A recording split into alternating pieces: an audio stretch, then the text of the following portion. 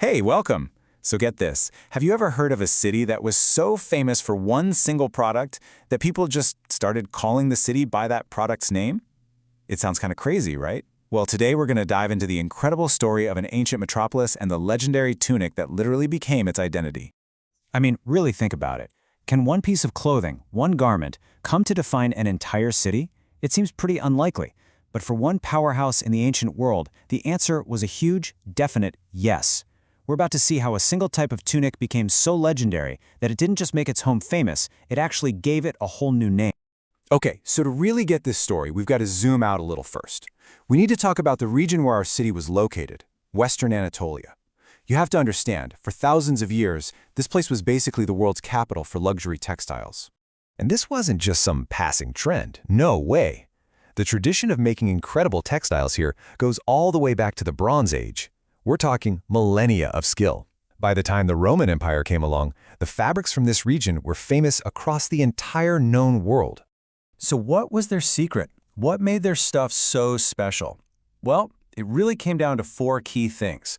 They were masters of dyes, especially that super famous royal purple. They made these unbelievable gold-woven fabrics.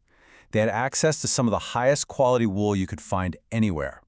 And they wove this incredibly fine, delicate linen that was just beyond compare. Right. So in the middle of this whole textile-rich region, one city rose above all the others. It harnessed all that tradition and skill and became a true empire of fabric. And that city was Laodicea. To really get a sense of just how powerful and wealthy Laodicea was, you have to look at what happened in the year 60 AD. A massive, catastrophic earthquake hit and completely flattened the city.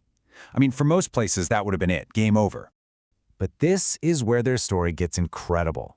The Roman historian Tacitus wrote that Laodicea actually refused financial aid from Rome. Can you imagine that?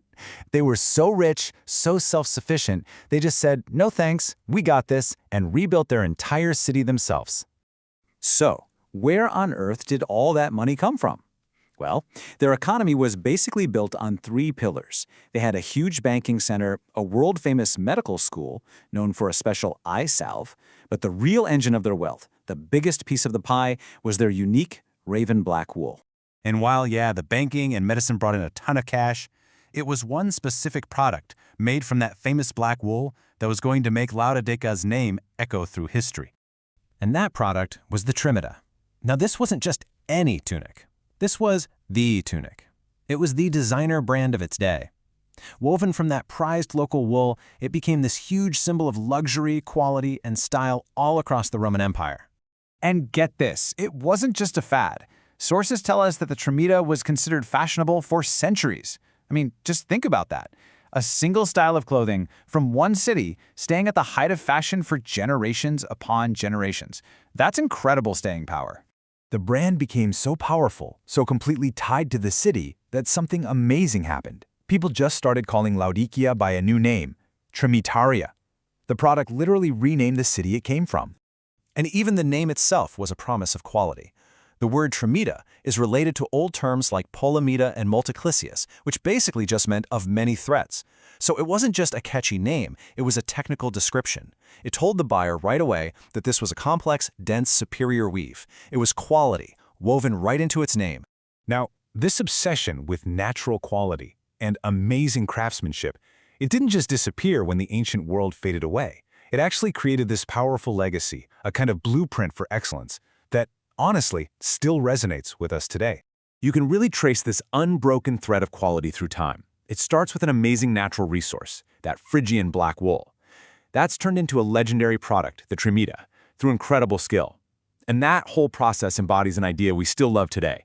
That real, lasting quality comes from that perfect blend of natural materials and human craftsmanship. It's a principle that's just as true for today's premium home textiles as it was for an ancient tunic.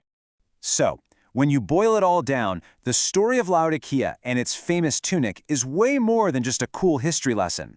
It's this powerful reminder that true quality, the kind that comes from pure, natural materials and authentic, masterful skill, well, that just never goes out of style. It's timeless.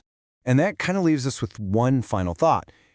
Just like the Trimita told a story about Laodikea's wealth and skill, What story will the things we choose to make and wear today tell about us centuries from now? What will be our Trimita? Something to think about.